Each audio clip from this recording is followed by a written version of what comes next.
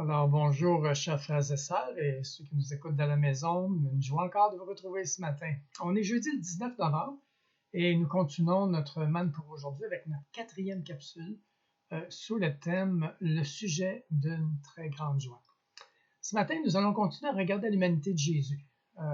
Nous avons déjà vu que Jésus était vraiment un homme de famille, il était vraiment soigneux des siens, connecté à sa communauté, mêlé aux activités de son village et à la culture de son temps. On a vu aussi les aspects de sa vie terrestre, celle d'avoir fait face à des difficultés matérielles et des souffrances, comme vous et moi. Jésus a démontré que des conditions matérielles défavorables ne sont pas nécessairement un obstacle à servir Dieu de façon efficace, mais bien au contraire, elles peuvent nous pousser à rechercher une communion plus intime avec Dieu et à dépendre réellement de lui. Ce matin, nous allons regarder à l'humanité de Jésus dans ses relations avec sa famille et ce en quoi cela vous concerne, vous et moi. Ne perdons pas de vue notre arrière-plan ici, que Jésus est le maître de la joie parfaite. La joie que j'ai expliquée au début, la joie spirituelle d'une communion profonde avec Dieu son Père, peu importe les événements auxquels il faisait face. Jésus n'a jamais perdu de vue le focus de la joie de faire la volonté de son Père, qu'il a qualifié de sa nourriture. Dans Jean 15, au verset 11, il dit « Je vous ai dit ces choses ». Il parlait à ce moment-là de l'unité vivante, que nous serions un avec le Père et lui. Afin, dit-il, que ma joie soit en vous et que votre joie soit parfaite. Et aussi, peu importe nos circonstances, nos situations, nos événements. Prions ensemble quelques instants. Prions. Notre Père céleste, éclaire-nous, éclaire notre intelligence, renouvelle-la encore aujourd'hui. Oh, aide-nous à découvrir Jésus encore plus profondément dans toute son humanité et de s'approprier dans notre vie cette joie parfaite que Jésus nous a donnée, quelque part, et qui va nous faire garder cette communion profonde avec toi. On te le demande dans le beau nom de Jésus, Père, que toute la gloire te revienne ce matin. Amen. Alors, on va parler de Jésus avec sa famille, sa vie de famille. On connaît tous l'annonce de Marie et Joseph de la messianité de Jésus, de sa naissance miraculeuse à Bethléem lors du recensement de l'empereur Auguste. On se souvient de la visite spéciale des bergers juifs et un petit peu plus tard des mages d'Orient. Et ses parents ont été instruits par la suite de fuir en Égypte pour protéger la vie de l'enfant Dieu. Quelques années plus tard, ils revinrent à vivre à Nazareth, où Jésus grandit avec ses frères et sœurs qui ne tardèrent pas à arriver, n'est-ce pas? Nul doute qu'il fut aimé profondément de ses parents et de sa famille. Cependant, on peut lire que dès l'âge de 12 ans, je vais mettre les textes que je vais vous lire pour faciliter le suivi, Jésus fait face à l'incompréhension de ses parents. Étonnamment, dans Luc 2, versets 41 à 50, c'est écrit que les parents de Jésus allaient chaque année à Jérusalem à la fête de Pâques, et lorsqu'il fut âgé de 12 ans, ils y montèrent selon la coutume de la fête. Puis, quand les jours furent écoulés et qu'ils s'en retournèrent, l'enfant Jésus resta à Jérusalem. Son père et sa mère ne s'en aperçurent pas. Croyant qu'il était avec leurs compagnons de voyage, ils firent une journée de chemin et le cherchèrent parmi leurs parents et leurs connaissances. Mais, ne l'ayant pas trouvé, ils retournèrent à Jérusalem pour le chercher. Au bout de 3 jours, ils le trouvèrent dans le temple, assis au milieu des docteurs, les écoutant et les interrogeant. Tous ceux qui l'entendaient étaient frappés de son intelligence et de sa réponse. Quand ses parents le virent, ils furent saisis d'étonnement et sa mère lui dit « Mon enfant, pourquoi tu agis de la sorte avec nous?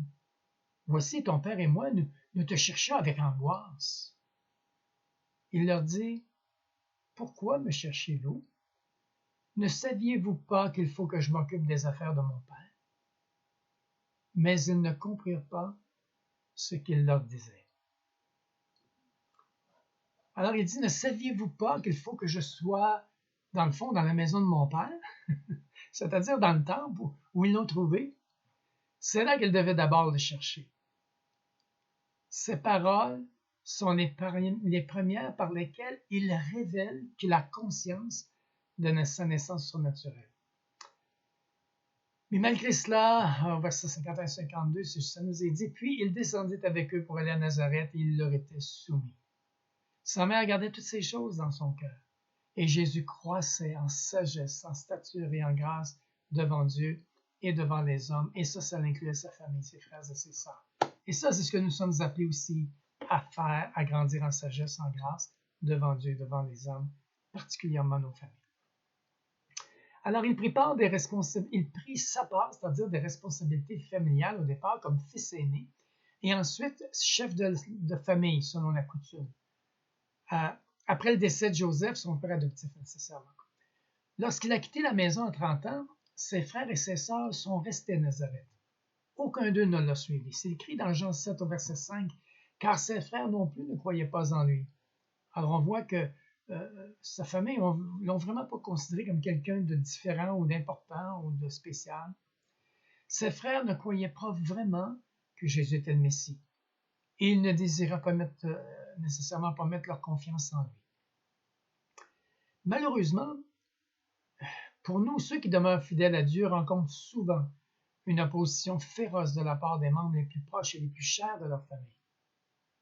Dans le cas de Jésus, ils ont même essayé de le détourner de sa voie, pensant qu'il était devenu fou. Ça, c'est tellement étonnant. Dans Marc 3, verset 21, c'est écrit « Les parents de Jésus, ayant appris ce qui se passait, vinrent pour se saisir de lui, car ils disaient « Il est hors de sens. » Oh! Ils sont venus, chers amis, se saisir de lui et le ramener de force à la maison.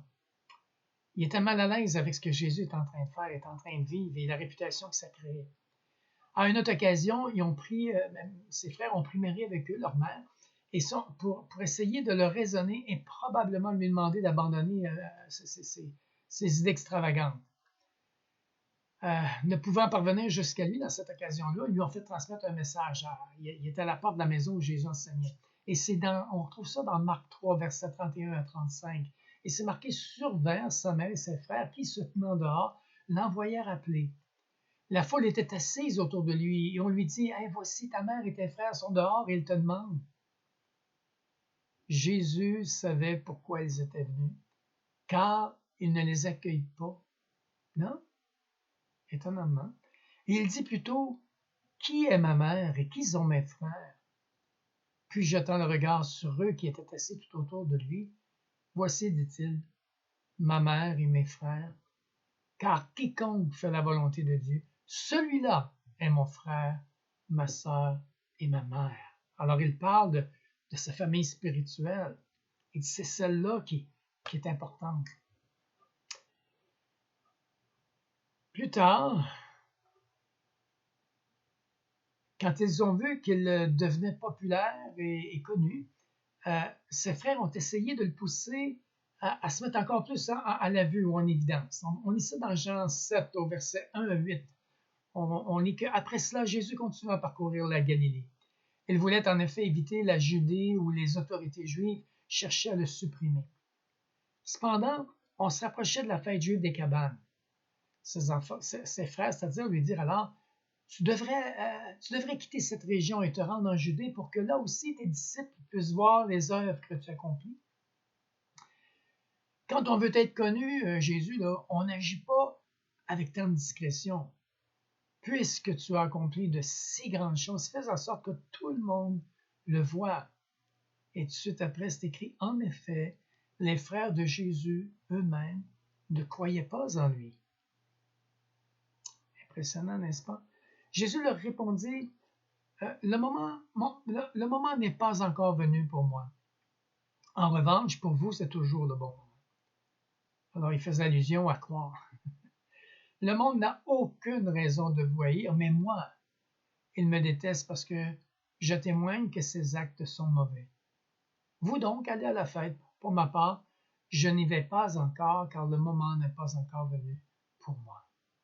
Alors Jésus lui parle avec beaucoup de respect. Jean explique leur conseil par leur incrédulité ici, en disant en effet, les frères de Jésus eux-mêmes ne croyaient pas en lui.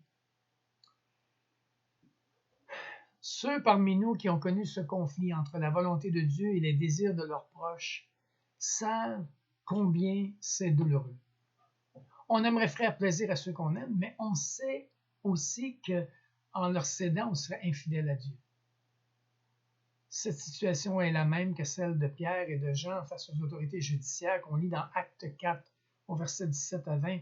Il dit, mais afin que la chose ne se répande pas davantage parmi le peuple, défendons-leur avec menace de parler désormais à qui que ce soit de ce nom-là. Et les ayant appelés, il leur défendit absolument de parler et d'enseigner au nom de Jésus. Mais Pierre et Jean leur répondirent, jugez s'il est juste devant Dieu de vous obéir plutôt qu'à Dieu, car nous ne pouvons pas ne pas parler de ce que nous avons vu et entendu. Et je me rappelle à travers ça, quand j'ai accepté l'évangile de Jésus-Christ, j'ai commencé à lire les Écritures, j'étais tellement excité de découvrir toutes ces choses-là. Et là, j'ai été visiter mes parents, que je voyais très rarement à l'époque, parce que j'avais vraiment des froids et des différends avec mes parents. Et je suis allé les visiter et je leur ai parlé de ma rencontre avec Jésus, de ce que je découvrais dans les Écritures et tout cela. Et mes parents, au lieu de réagir avec joie, de dire, bon, OK, on voit que tu vas beaucoup mieux, et déjà que j'étais allé les voir, c'était déjà un bon signe, un bon geste. Mais là, ils ont commencé à dire que je me suis ramassé dans une secte, que je reniais mon baptême catholique et que je me faisais laver le cerveau. Et je peux vous dire que comme nouveau chrétien de peut-être 2-3 mois, j'étais très ébranlé et j'avais 1 heure de route à faire en venant et ça virait dans mon petit hamster, ça virait beaucoup. Mais heureusement, j'étais tellement conscient que ce que je vivais était réel. Alors, chers amis, Jésus a connu ce déchirement entre ces deux devoirs également conformes à la volonté divine, celui d'honorer Dieu, qui est le plus important bien sûr, et celui d'honorer ses parents au mieux qu'il pouvait. Plus tard, il va affirmer ceci à ses disciples dans Luc 14, 26. « Si quelqu'un vient à moi sans me préférer, c'est pour ça qu'il dit ça, à son père, à sa mère, à sa femme, à ses enfants, à ses frères et à ses sœurs, et même à sa propre vie, il ne peut être mon disciple. » Il avait expérimenté lui-même toute la douleur de ce renoncement-là. N'oublions pas qu'il a averti celui qui voudrait le suivre dans Matthieu 10, versets 34 à 36. Il dit, « Ne croyez pas que je suis venu apporter la paix sur la terre. Oh non, je ne suis pas venu apporter la paix, mais l'épée. Car je suis venu mettre la division entre l'homme et son père, entre la fille et sa mère, entre la belle-fille et sa belle-mère, et l'homme aura pour ennemi les gens de sa maison. »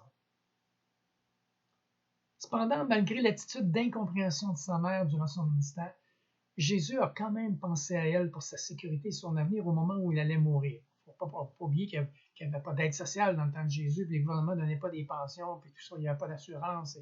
Alors, c'était les familles qui prenaient soin.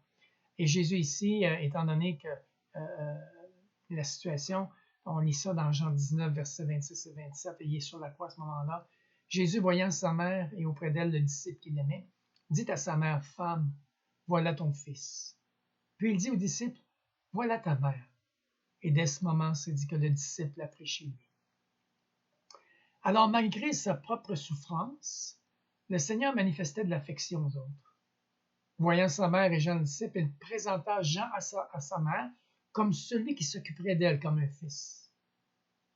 Cependant, remarquez qu'en appelant sa mère, c'est-à-dire femme, que le Seigneur n'a pas manqué de respect envers elle.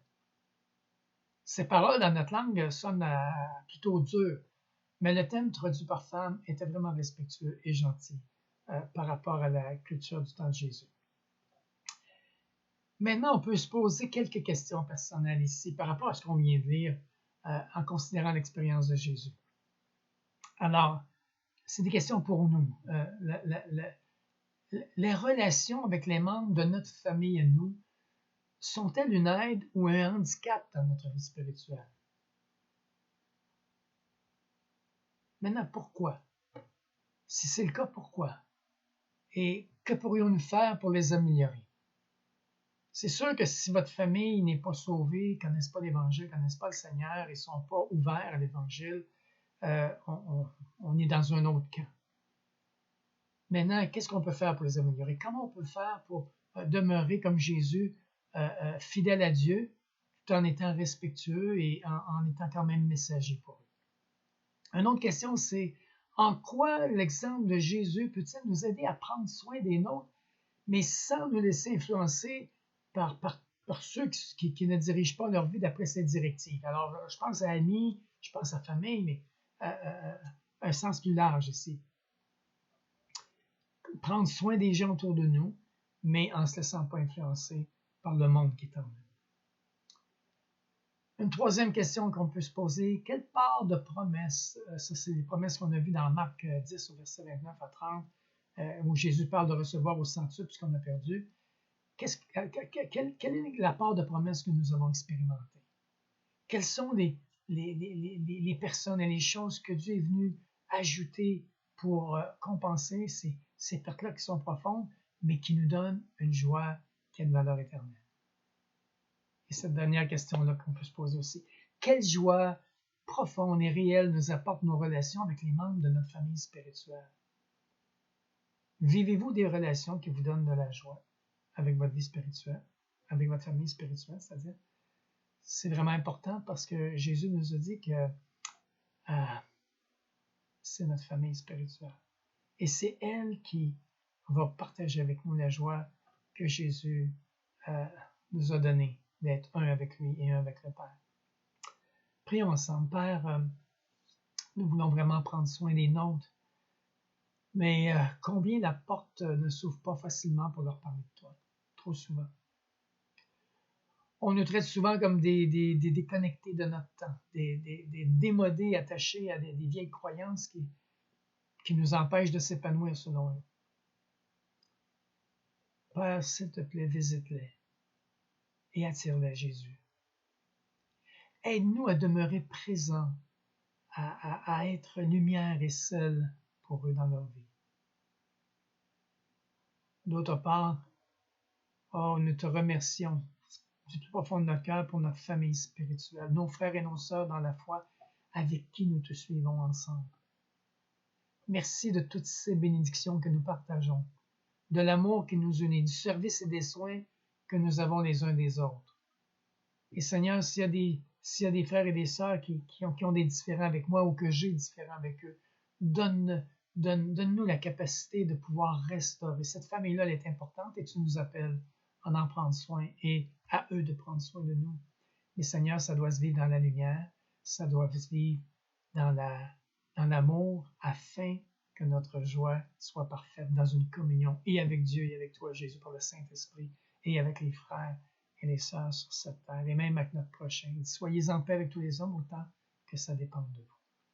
Père, que continue ton œuvre en chacun de nous et que toute la gloire te revienne à travers tout cela. Amen. Alors, pour mardi prochain, je vais vous inviter à lire et à méditer Marc 9, versets 33 à 41. Là, on va regarder ensemble l'humanité de Jésus, mais dans sa relation avec ses disciples. Et ce que nous devons en apprendre dans notre relation avec lui et notre relation entre frères et sœurs dans la foi. Alors, sur ce, je vous souhaite une très, très belle fin de semaine. Que toute la gloire de Jésus, toute la bénédiction de sa présence soit avec vous. Amen.